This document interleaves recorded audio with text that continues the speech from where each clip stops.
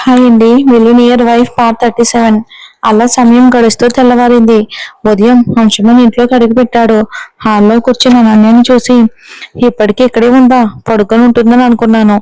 అయ్యో, ఇప్పుడు జాగ్రత్తగా మాట్లాడాలి అని మనసులో అనుకుంటూ బయటకు మాత్రం కోపంగా ఉన్నట్టుగా నటిస్తూ లోపలికి వెళ్ళాడు. అతని ప్రతి ప్రతి కదలికను గమనిస్తున్న అనన్య వెంటనే అతని వెనక్కి వెళ్ళింది. అంశుమన్, రాత్రంతా మీరు ఎక్కడున్నారు? ఆయన ఇంటికి ఎందుకు రాలేదు? ఆయన ఫోన్ ఎందుకు స్విచ్ ఆఫ్ చేశారు అని వరుసగా ప్రశ్నలు అడగడం మొదలుపెట్టింది. అయ్యో, ఒకదాని తర్వాత ఒకటి ప్రశ్నిస్తుంది. నిజం తెలిసిపోయిందంటే నా పరిస్థితి చాలా కష్టం. ఇప్పుడు ఏదోలా ఆమెను నమ్మించాలి అని మనసులో అనుకుంటూ ఆమె కోపం ఎంత ఉందో అంచనా వేసేందుకు ప్రయత్నించాడు. ఆ తర్వాత నెమ్మదిగా, నేను ఎక్కడికి వెళ్ళానో నీకెందుకు చెప్పాలి? నిన్న రాత్రి ఎంతో సంతోషంగా ఇంటికి వచ్చాను. కానీ నువ్వు చిన్న విషయాన్ని పెద్ద గొడవగా మార్చి నా మనసంతా పాడు చేశావు. ఇప్పుడు ఇంటికి రావాలన్నా ఆసక్తే తగ్గిపోతుంది. ఎప్పుడు ఏదో ఒకటి చెప్పి గొడవ పడుతూనే ఉంటావు. అందుకే రాత్రంతా రోడ్ల మీద తిరిగాను. పెళ్లికి ముందు మనం ఎంత హ్యాపీగా సంతోషంగా ఉండేవాళ్ళం. ఇప్పుడు ఆ ప్రేమ అంతా ఎక్కడికి పోయింది? నేను నీతో మళ్ళీ ఆనందంగా జీవించాలి అనుకుంటున్నాను అనన్య అని అబద్ధపు కన్నీళ్లు చూపిస్తూ ఆమెను హత్తుకున్నాడు. నేనే కాస్త తొందరపడ్డానేమోనని అనన్య మనసులో అనుకుంది. అంతా ఆ ముసలాయన వల్లే జరిగింది.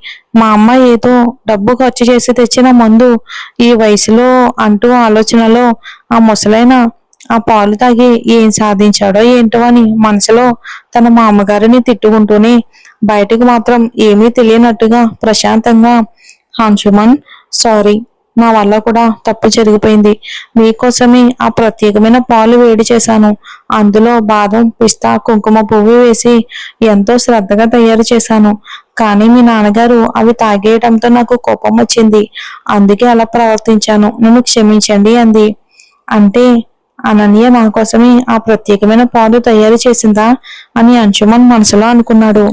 అయ్యో, అసలు విషయం తెలియక నేనే ఆమెపై కోపం చూపించాను అని అతను వెంటనే ఆమెను దగ్గరికి తీసుకుంటూ, సారీ జాను, ఇకపై ఇలాంటి తప్పు చేయను అని మృదువుగా అన్నాడు. అతని తీయనైన మాటలకు అనన్య మనసు కరిగిపోయింది. ఆమె కూడా అతన్ని హత్తుకుంది. చాలా ఈజీగా నమ్మేసింది. మీ నటనను నమ్మకపోతే ఆశ్చర్యం. ఇదే విషయాన్ని పట్టుకుని ఈసారి కూడా తప్పించుకున్నావా అంశుమన్ అని మనసులో అనుకుంటూ ఆమెను మరింత దగ్గరికి లాక్కున్నాడు. అనన్య, నిన్న రాత్రి జరగాల్సింది జరగలేదు. ఇప్పుడు మన మధ్య ఎలాంటి అపార్థాలు లేవు కదా. అయితే ఇకంతా మామూలుగా ఉండాలి అని చెప్తూ ఆమెను తన వైపుకు చేర్చుకున్నాడు. ఒకవేళ నిజం బయటపడితే ఏమవుతుంది? ఇప్పుడు అంశుమన్ చూపు నీలక్షిపై పడింది. అలాంటి పరిస్థితిలో సూరజ్ తన భార్యను తన సొంత అన్నయ్య కుట్రల నుంచి మరి కాపాడతాడా ఏంటి? ఖచ్చితంగా కాపాడతాడు. మరి చూద్దాం. సూర్యుడు నడినెత్తికి చేరుకునేంత సమయం అయిపోయింది. గంటలు గడిచినా ఈ దంపతులు మాత్రం ఇంకా తెల్లవారినట్టే అనిపించలేదు వీళ్ళకి. మొదటిగా సూరజ్ ఎంతో కష్టపడి కళ్ళు తెరిచాడు. అతని శరీరం అంతా కూడా నొప్పులతో నిండిపోయి కదలడానికి కూడా శక్తి లేకపోయినా ఎలాగైనా కళ్ళు తెరవాలని అయితే ప్రయత్నించాడు. కళ్ళు తెరిచి చూడగానే తన భార్య తన దగ్గరే నిద్రపోతూ కనిపించింది. చిన్న పిల్లల తన తలను అతని గుండెలపై ఆనించి తన శరీరాన్ని అతనికి హత్తుకుని ప్రశాంతంగా నిద్రపోతుంది. ఆమెను ప్రేమగా చూస్తూ ఆమె నిద్ర చెడిపోకూడదనే ఉద్దేశంతో సూరజ్ కదలకుండా అలానే ఉన్నాడు. నిద్రలోని భర్తకు ఉన్న అసౌకర్యం ఆమెకు తెలిసినట్టుగా కొద్దిసేపటికి నీలాక్షికి కూడా మెలకువ వచ్చింది. ఆమె శరీరం మొత్తం ఎవరైనా బాగా కుట్టినట్టుగా నొప్పిగా అనిపించింది. సూరజ్, అయ్యో, నాకు చాలా నొప్పిగా ఉంది అని మెల్లగా మూలుగుతూ అతని మీద నుంచి పక్కకు జరిగి పడుకుంది. ఆ మాటలు విన్న సూరజ్ మనసు కలత చెందింది. గత రాత్రి జరిగిన విషయాలు గుర్తుకు రావటంతో నేను అసలు అలా ఎలా ఎందుకు ప్రవర్తించాను అని తనలో తానే బాధపడ్డాడు. ఏం జరిగిందో అతనికి పూర్తిగా అర్థం కాలేదు. అతను నీలాక్షిని తల నుంచి పాదాల వరకు ఒకసారి గమనించాడు. ఒక్కసారిగా ఎర్రగా మారిపోయి ఉంది తన శరీరం. నీలా, ఎందుకు సూరజ్ అని ఆమె అతని తన చేతులతో చుట్టుకుని ఇంకా నిద్రమత్తులోనే అడిగింది. ఇలా ఎందుకు చేశావని. నా వల్లే నీకింత నొప్పి వచ్చింది. నిన్న రాత్రి నాకు ఏమైందో కూడా తెలియడం లేదు నీలా అని బాధతో అన్నాడు సూరజ్. అది విన్న నీలాక్షి మెల్లగా తలెత్తి అతని ముఖం వైపుకు చూసింది. నాకేమీ కాలేదులే సూరజ్, నేను బాగానే ఉన్నాను. నిజం చెప్పాలి అంటే నిన్న మీరు నాకు చాలా నచ్చారు అని ఆమె సిగ్గుతో తల దించుకుని చెప్పింది. సూరజ్ చిరునవ్వు నవ్వుతూ, అయ్యో మా ఇల్లరాని, నువ్వు ఎంత అమాయకురాలువో నాకు తెలుసు. నేను నీకు చాలా ఇబ్బంది కలిగించానని నాకు అనిపిస్తుంది. అయినా నువ్వు అదే నచ్చిందంటున్నావు. మరి మళ్ళీ మొదలు పెడదామా అంటూ సరదాగా ఆమె వైపుకు చూస్తూ అన్నాడు. అయ్యో సూరజ్, వద్దు వద్దు, నేను అలా ఏదో సరదాగా అన్నాను అని నీలాక్షి తొందరగా చెప్పేసింది. సరే కానీ ఒక విషయం చెప్పు. అందరికీ నొప్పి వస్తే అమ్మాని అంటారు కదా, నువ్వు మాత్రం సూరజ్ అని ఎందుకు పిలిచావు అని నవ్వుతూ అడిగాడు. అతని వైపుకు ముసుముసుగా నవ్వుతూ నీలక్ష్మి మెల్లగా అంది. నాకు అమ్మే లేదుగా, అందుకే నేను ఒక అనాథను కదా. నీలా, ఇక మీదట ఎప్పుడు అలాంటి మాటలు మాట్లాడొద్దు. నీకన్నీ నేనే, ఆ విషయం నాకు తెలుసు. అందుకే నేను మీ పేరే పిలుస్తున్నాను. నాకు మీరే సర్వస్వం. ఇక సూరజ్ లేకపోయి ఉంటే ఈ నీలాక్షి కూడా ఉండేదే కాదు అని కళ్ళల్లో నీళ్లు తిరుగుతూ అంది. సూరజ్ ఆమెను ప్రేమగా హత్తుకుని ఆమె చెవిలో మెల్లగా ఏదో చెప్పాడు. అది విన్న నీలాక్షి సిగ్గుతో ముఖం ఎర్రబారిపోయింది. సూరజ్, మనం ఒకసారి గుడికి వెళ్దామా?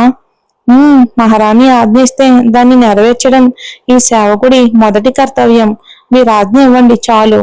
అతని మాటలకు నవ్వుకుంటూ నీలాక్షి, సూరజ్, మీకు ఇలా కూడా మాట్లాడడం వచ్చా? మొదట్లో అందరూ మిమ్మల్ని చాలా భయంకరమైన వ్యక్తి అని చెప్పి నన్ను ఎంత భయపెట్టారో తెలుసా అని అంది.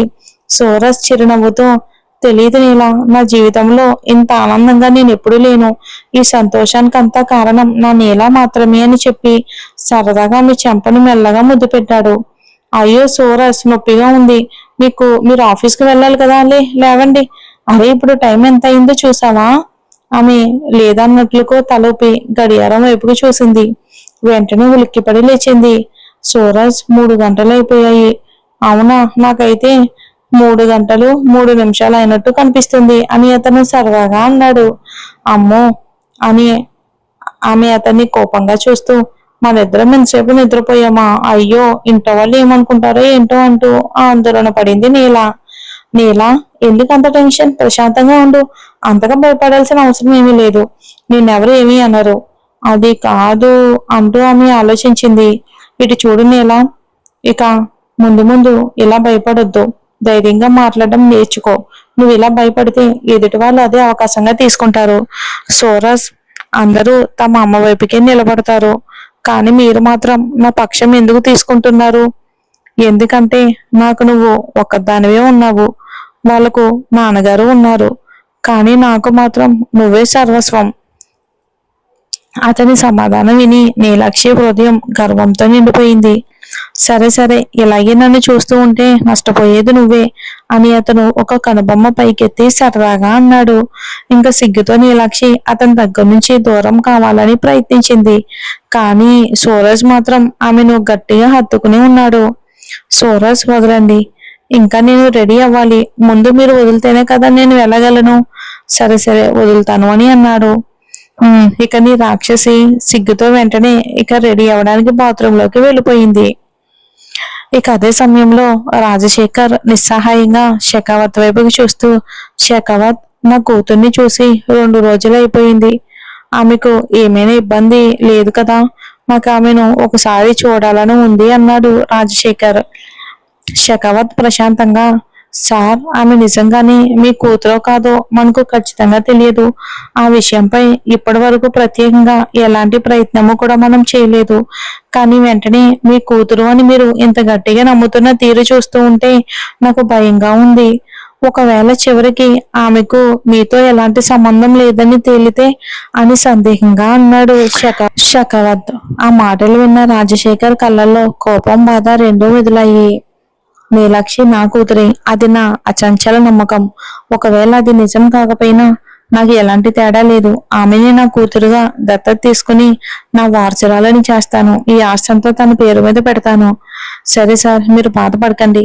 ఇప్పుడే మన వాళ్ళకు చెప్పి నీ కూతురు గురించి పూర్తి వివరాలు సేకరించమని ఆదేశిస్తాను అని చెప్పి షెకావత్ ఆ పనిలో నిమగ్నమయ్యాడు.